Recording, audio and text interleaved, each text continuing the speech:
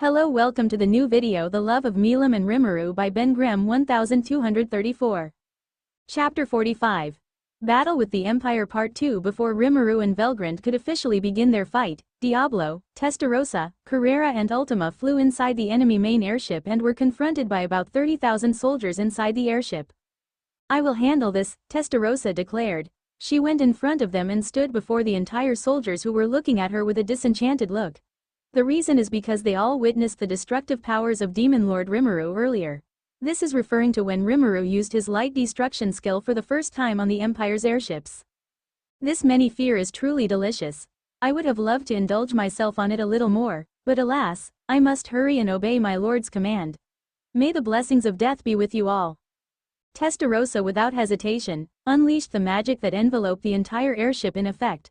The magic she unleashed is called nuclear strict magic. The blessing of death.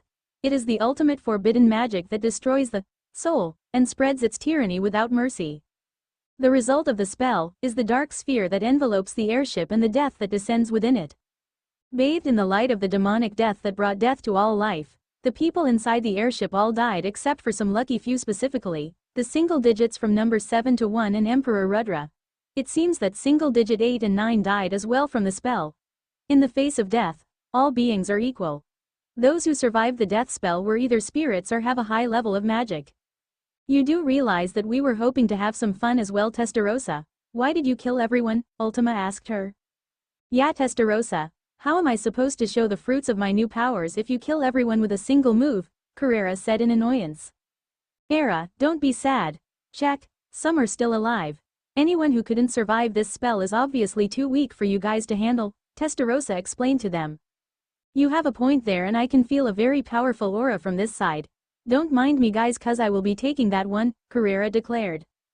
Remember that Lord Rimuru's first law is to not die. Not that I am worried, but you should keep that in mind as you proceed, Diablo told Carrera. Carrera confidently waved her hand as she walked away to the right side of the airship where the aura she was sensing was. Ultima, seeing Carrera walking away, turned to the rest. I guess I will take the aura above. Whoever it is seems strong. She flew up afterwards, smashing the roof of the airship on her way. Looks like everyone has already picked their own opponents. Then I will handle the one in the next room after this one, Testarossa said as she too walked away, stepping on the dead bodies Imperial Knights as she moved. Diablo watched her for some time before turning to the empty space in the room. You guys can come out now. I will be your opponent. Immediately, a magic circle appeared on the ground and 3 men and a woman appeared from it. They were dressed like knights and each of them had their weapon. Diablo watched them in interest. Greetings. My name is Diablo and I will be collecting your souls for my lord's ambition. One of the men stepped forward. Greetings, Diablo.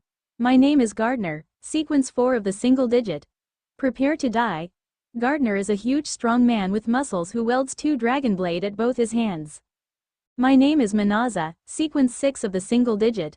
I will kill you for the sake of the Emperor, the female knight introduced. She is a blonde female knight who wields a silver spear. I guess it's my turn. Sequence 5 of the single digit at your service. The name is Garcia and I will be taking your head, the second male knight introduced.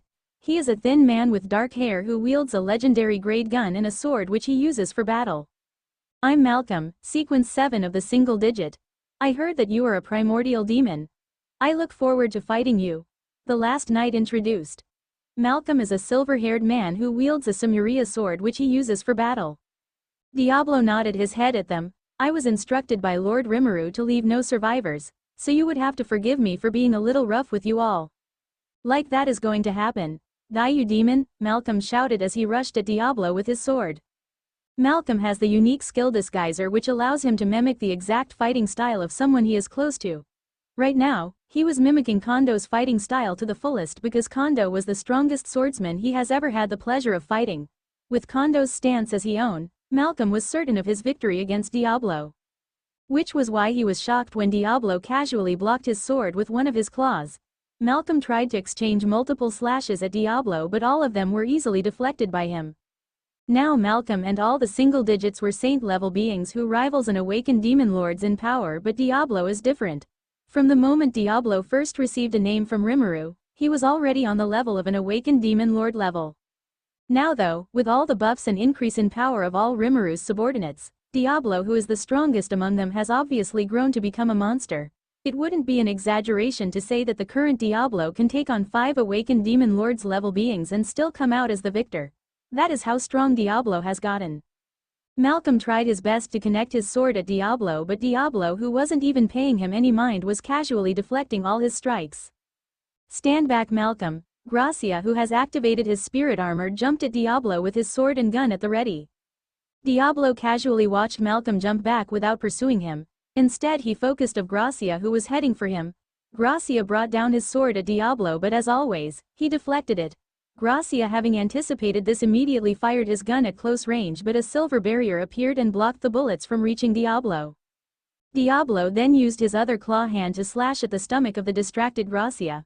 Gracia, who is known as the single digit with one of the most hardest defense, was confident that his spirit armor can block an ordinary claw attack of Diablo, but what he didn't account for was the massive difference in power between himself and Diablo, which is why he was not prepared when Diablo's claw pierced his stomach. Gracia had a shocked and confused look as he coughed up blood and glared at Diablo. How? Diablo gave him an evil grin. Why bother explaining to a musclehead like you on how the power system of the world works? Just die for me. Diablo released a disintegration spell from his claw, which was still inside Gracia's stomach.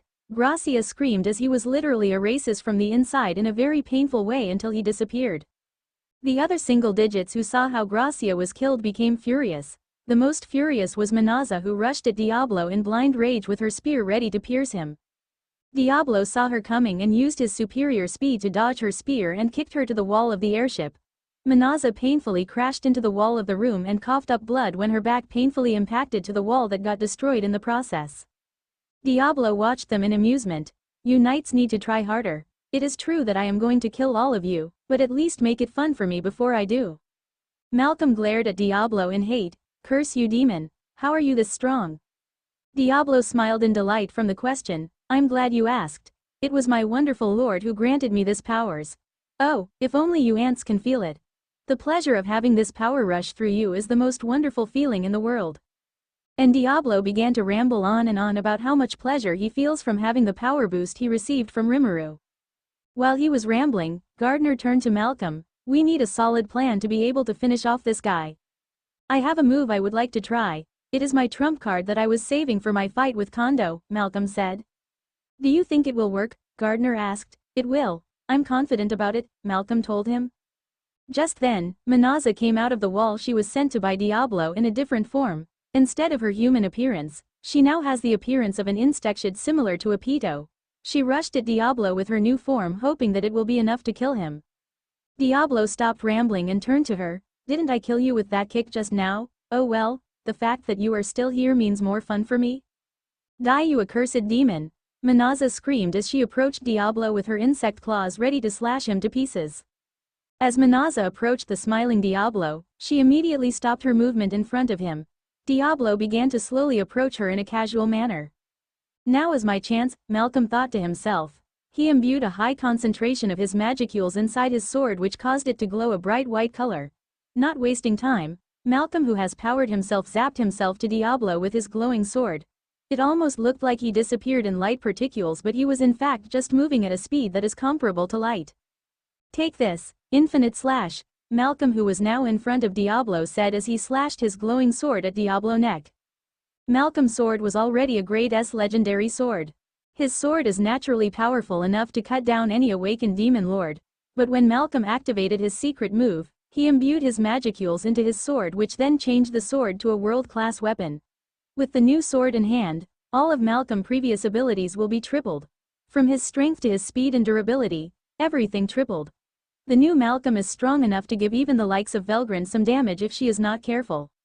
And that brings us back to why Malcolm has a look of complete despair when his strongest technique couldn't even give Diablo a scratch in his neck.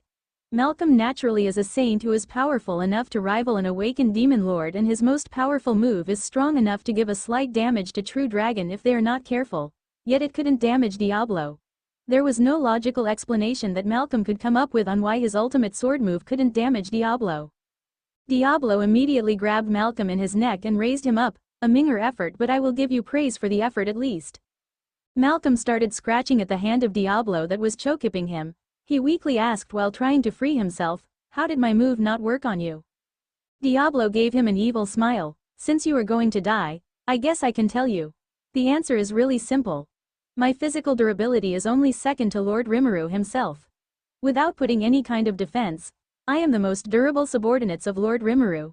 In order to physically wound me, you will need to strike me with that special move of yours about 4,000 times before I could feel it. Malcolm had his eyes wide opened when he heard what Diablo said. He couldn't help but give in to despair on the hopelessness of the situation. Diablo, not wanting to drag the fight, broke Malcolm's neck and threw his body to the wall of the ship. He then turned to Minaza, who was still standing in front of him.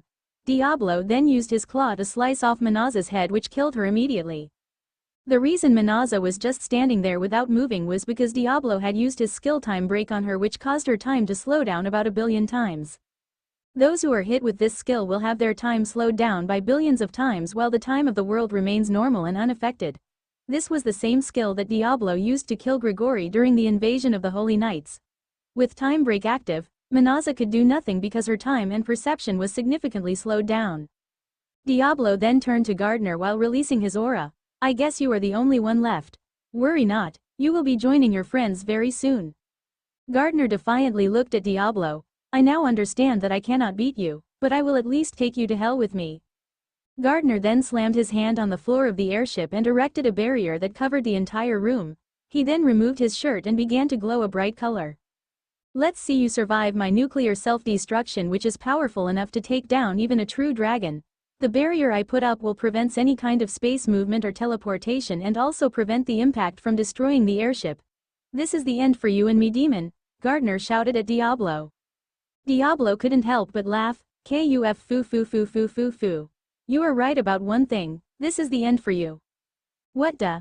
Gardner looked in confusion as his vision was covered in black. He could see nothing no matter how hard he tried to see. He began to hear Diablo's voice from the darkness. Welcome to my world where only my rules are accepted. Your nuclear self-destruct spell is powerful, but all I have to do is turn it into an illusion. The ability to turn my fantasy into reality and reality into fantasy is the effect of my unique skill tempter.